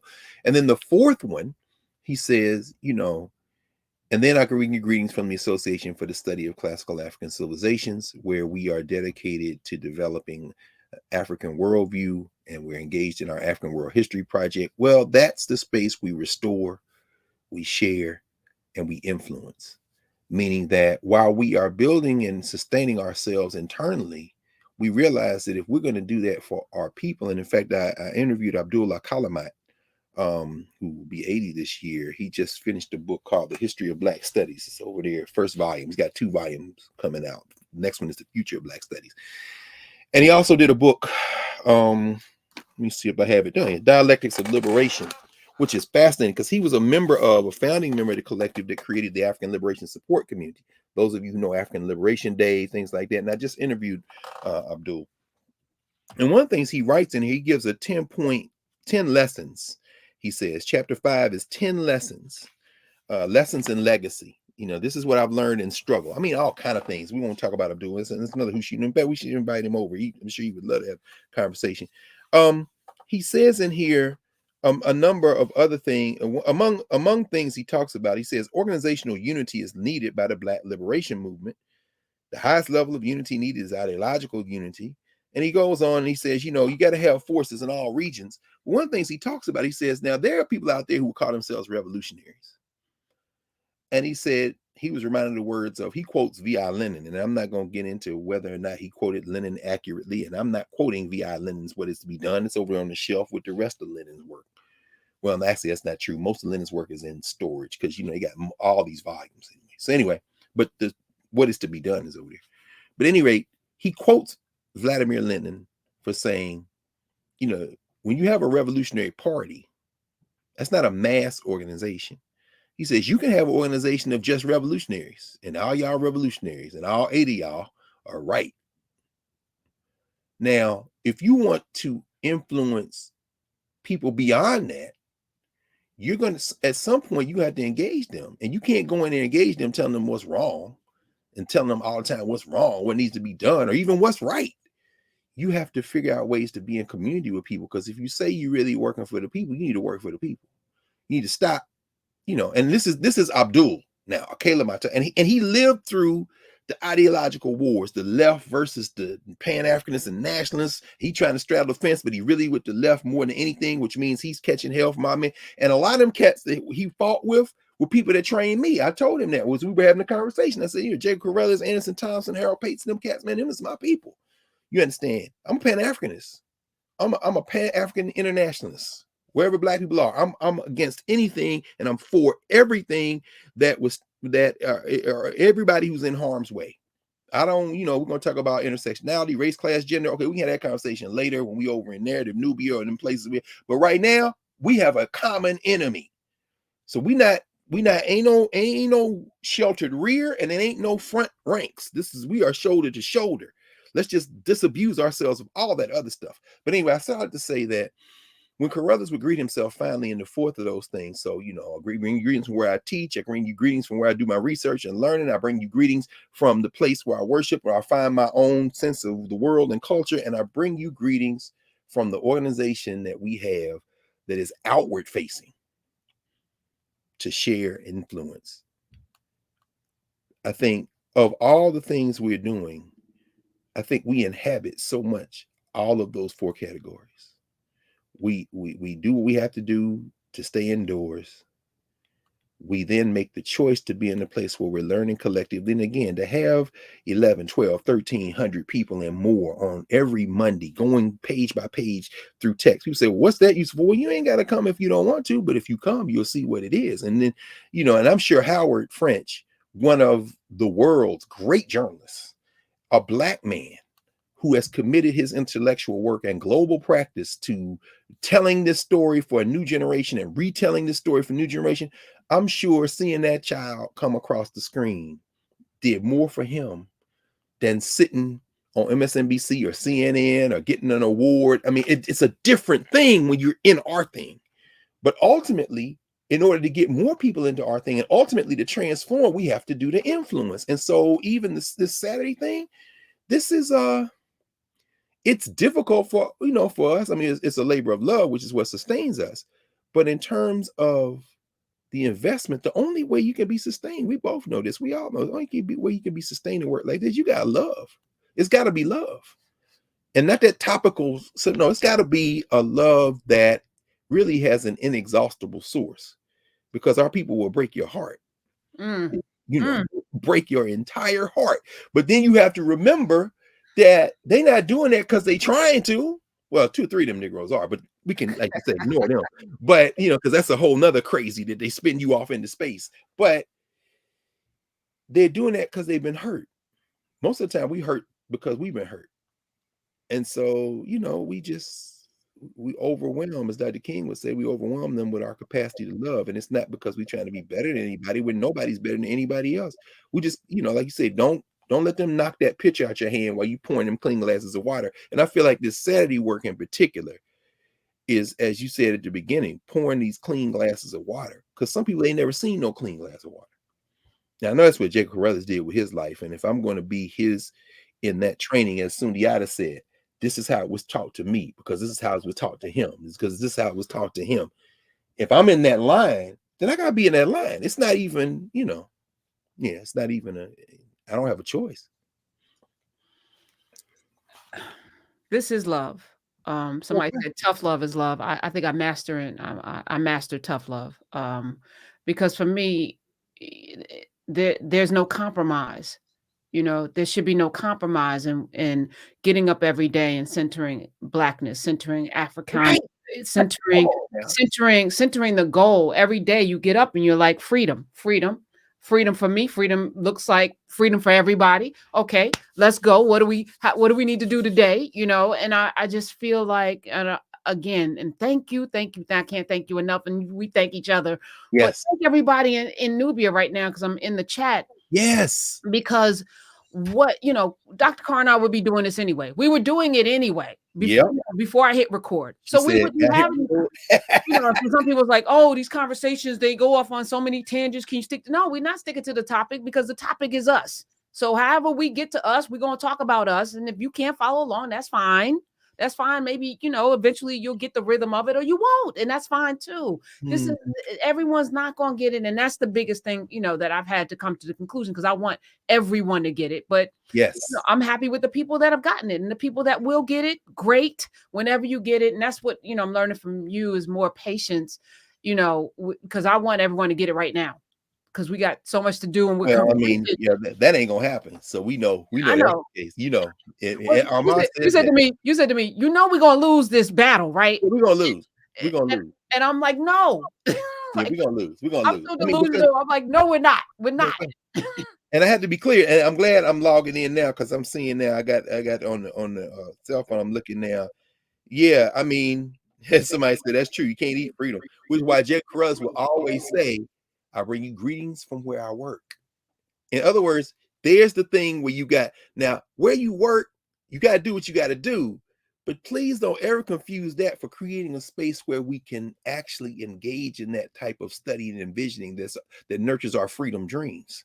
And then we develop also a grounding place that brings that love out. And then that fourth category, we move out to influence because one day maybe where you work will also be a place you also sustains you, but it will never get there as long as you confuse that with those other categories. So I think a lot of times in our rush to want to be at the place, we mix up all the categories. And all that ends up doing is sustaining our enemies because they're very clear. In Yeah. fact, it's so funny. I'm gonna say less about this because no, actually, no, hell no. I'm gonna say something about it right quick because again, one thing we said, at least I said to myself, we need to, kind of rein in a little bit, get a little bit more time because people, had time and things open up. So I'm only gonna spend, I promise you, 2 minutes on this. And I say, I promise, I'm gonna put this timer on here now. I ain't gonna say no much more about it. There was news announced last week that a foundation gave several $1 million to a collective of universities to rethink capitalism. Harvard, MIT, Howard, Johns Hopkins is one other school or organization. And I read through the press announcement and I just kind of laughed. I said, anyone who understands the history of foundations, and I interviewed Maribel Mori, as I thought, who wrote the book White Philanthropy that we talked about here. We had a conversation about this. And so I asked Maribel what she thinks about this. I sent her an email or DM, I think I DM'd her. But I said, these people are capitalism.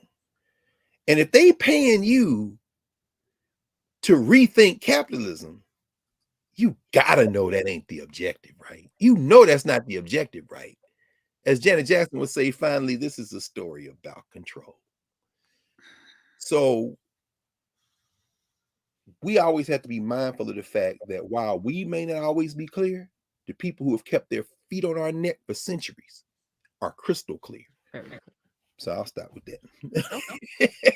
Can we just do a brief shout out since we're gonna J.R. Smith because JR, the man. every day there are little pockets of hope. As I say, I go into Newbie every day and I'm like, smile, I'm happy. But J.R. Smith's, in the podcast that he did, the couple of minutes that I saw on Twitter, he got it. He spent 16 years in the NBA chasing clout, and he talks about having the nicest whip, and the rookies come in, you got to have all of the things. And he was like, if we just came together. So it doesn't matter when somebody wakes up, Isn't that something? but he, And that wasn't the barbershop, whether it be on HBO or not. That's the man spent a semester at North Carolina Agricultural and Technical State University. North Carolina A&T said his favorite class that semester was Africana Studies. And listen to J.R. Smith after a semester and 2 months in college at a HBCU in a Black Studies class. I'm listening to J.R. Smith like, is this the same dude? In fact, I want to take that meme where they had with with LeBron doing like this. Is this what? Yes, that's what it does, y'all. And then somebody said, now we just need to bring him on in the narrative. Hey, man, everybody at their own time and pace. Come on. Right. Come That's on. right. It was beautiful though, wasn't it? I'm saying, look at this. Look at this cat. So we as said in the chat, we don't. It's not about wins and losses. Those are European concepts. It's about being. And the more that we remember, the more that we come together, the more that we are in this space, just being. And thank you for the mindfulness of Tet. What? How do you say his name? Which one? The monk that just Oh, made Tiknan, Tiknon Han. Tiknon Yes, Kong. yes. Yeah, Tick, not Han. Tik. Not like Not, Yes. Han. And the tick is Okay. like a tick that burrows under your skin. Tick, not Han. There he is with Martin Luther King and that brothers in the beloved community, the latest book that talks about them too. They knew each other, of course. I Well, mean, that's you got me buying a couple. Like I bought two of them already. The Jesus, the Christianity and the Buddhist one, and oh, then the really. mindfulness. Yeah. So I'm like, every It time drives we, me crazy because he'll make you think, damn, wait a minute, it can't be this simple. And then you realize it's it, really it is this simple. right. So I know you got a lot of things to do. I Yeah, I'm want gonna to head to thank the you. Carruthers conference. Love to you. I'll see And you in the Nubian streets see the Monday. Nubian streets. Monday, what are we doing in office Monday, we're hours? finishing. Oh, yes, yes. Monday, office hours, we are finishing The Souls of Black Folk. Let me pull my special copy out. This, of course, is the 75th or Diamond Jubilee edition. Fisk University. I like showing that because Fisk got the original plates for The Souls of Black Folk. Brother L.M. Collins, Professor Collins, did the introduction. He's a recent ancestor. Taught for Fisk at many years. I like elevating those ancestors.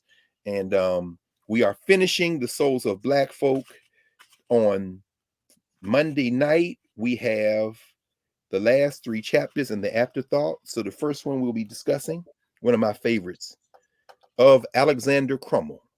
If you don't know who Alexander Crummell is, those of you who are not yet in Nubian narrative, y'all look him up. Everybody, really. Crummell. That brother, in some ways, this is Du Bois's kind of, in some ways, intellectual, spiritual father of sorts. Alexander Crummell, very important figure. And then next on the coming of John, and then of the sorrow songs and the afterthought. So we're finishing up Souls of Black Folk, and we'll move from there. But of course, between today, the day Malcolm was assassinated, 1965, and Monday, when we have office hours, is Maroon's medicine chest. That's right. So we know that our resident sorceress is going to conjure something that's going to save our souls if we will just listen to her instructions. So, Yeah. And I think she has a special guest tomorrow. So Nubians, oh, we'll see you there. I'm not gonna say. I'm gonna say less. Just say show up. less, say Show up. less. And as this space grows, there are rules of engagement that some of you are, I'm seeing are not privy to, but you'll get, other Nubians, and that's the thing that I love. Somebody said thank you, but no, we're only here because you're here. Oh, no So question. thank you, and y'all are self-policing, and I didn't want to use that word. Somebody said I used a slur with paddy wagon. Okay, I'll get it together. But Oh yeah, yeah, I mean there are a lot of them that fall in that category, and when we know better, we do better. But there's a lot of those. Man, I hear people talk about, oh wait, you can't. Oh, and then realize nobody ever said anything. right. I Well, mean, when you call people cops, I put that in that's the the part. category with paddy wagon. Okay, all right. Yeah, I because apologize, no, because Irish. the poor white, the Irish were the ones who did a lot of that cleanup duty for the white people. They were trying to fight their way into becoming white, and they used to give out copper badges in places like New York and Boston. When you say the cops are coming, you just engaged in a slur. So now some of y'all are like, oh, right. Oh, So I mean, don't. well, who's offended though? Who are we offending? I I would say just need to be probably clear. depends on Like, who's got the ears. And see, I see you asking that question. You say, listen, right? That's exactly right. That's okay, exactly I right. don't want to offend anybody, so I want to be Because I very mean, careful. I saw a stage full of people strolling across the Super Bowl who have used more N words and B words than probably the entirety of humanity at any given day. And since they were in prison jumpsuits and with lowriders in front of it, apparently a bunch of people thought they did an incredible performance. Then I saw a white man take a knee and throw his fists up in the air and get credit for it. I'm like, yep, they got y'all. On that note, more of this in Nubia, of course. Dr. Yes. Greg Carr, Monday, Tuesday, Dr. Beatty, and we're gonna just keep going and building. And new Nubian, Monday is when you can ask questions. A lot of questions were asked. I'm gonna ask him. You can ask him yourself. drop in to office hours For and real. ask your question. The That's link why will we be have there. it. That's That's why right. we're there. Yeah, So that's why we have it. We're reading the books, but office hours is designed to just we talk. That's what we did. That's what we do. facts. All right. Love you, Dr. Love Carr. you. Love you too, Professor Hunter. See y'all tomorrow. All Yeah. right.